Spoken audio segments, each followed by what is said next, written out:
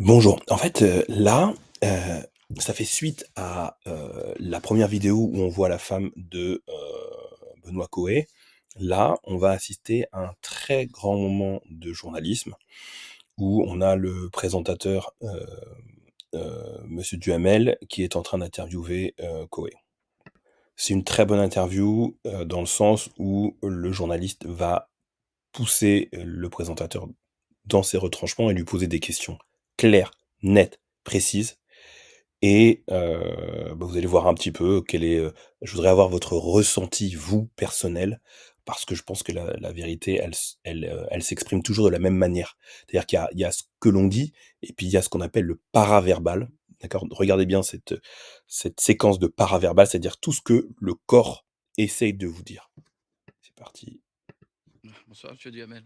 Vous êtes sur ce plateau ce soir parce que vous faites l'objet de 3 plaintes pour viol et agression sexuelle. C'est la première fois que vous vous exprimez sur ces plaintes. Vous n'êtes plus à l'antenne d'énergie depuis le 22 novembre où vous aviez une émission quotidienne. Vous avez vous-même porté plainte pour notamment dénonciation calomnieuse, tentative. Ce que j'aime bien dans l'intervention du journaliste, c'est que il est factuel, on sent qu'il est à l'aise. Lui, il n'a rien à se reprocher et du coup, si vous voulez, on voit que le visage n'est pas figé, il est pas crispé, il va poser sa question franco. Tentative d'extorsion de fonds en bande organisée, on y reviendra. J'ajoute que ces derniers jours, plusieurs enquêtes de presse ont fait état de nombreux témoignages de femmes dénonçant votre comportement.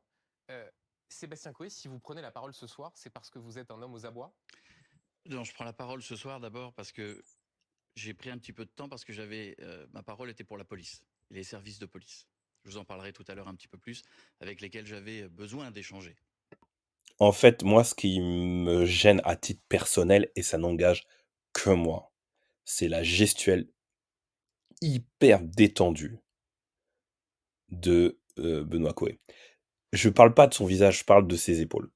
Il y a un côté, d'un seul coup, il te met un coup d'épaule comme ça, machin, et en fait, il est extrêmement détendu. On pourrait croire que non, en fait. Mais en fait, si. Il y a toute une gestuelle qui n'a rien à voir avec ce qu'il est en train de nous dire.